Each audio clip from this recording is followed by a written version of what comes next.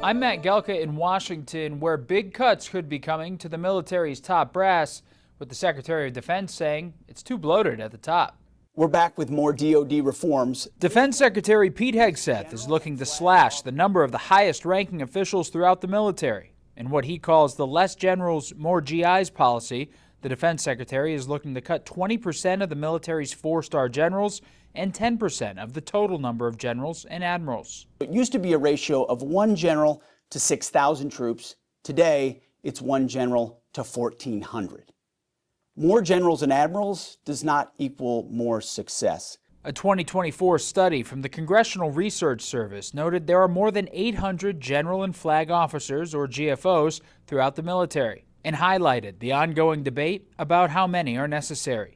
Hegseth says the Pentagon and fighting force need to be lean and mean. It's a statement echoed by government spending watchdog Steve Ellis, the president for Taxpayers for Common Sense. He recently sat down with Full Measure correspondent Scott Thuman to talk defense spending cuts. You have the F-35, the fighter jet that is only fully operational 30% of the time for all its missions. That's $12 billion a year that you could save by not buying any more of those. You have the Sentinel, which is a replacement for the intercontinental ballistic missile. In 2024, it was 31% over budget. You could get rid of that for $310 billion.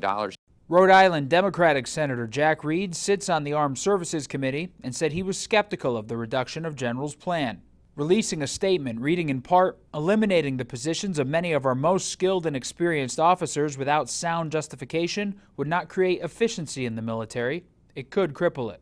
Hegseth compared the military today to the much larger one during World War II. He said back then, 17 4- and 5-star generals commanded 12 million troops compared to today, where there are 44 4-star generals and admirals leading a fighting force of 2.1 million. Reporting in Washington, I'm Matt Gelka.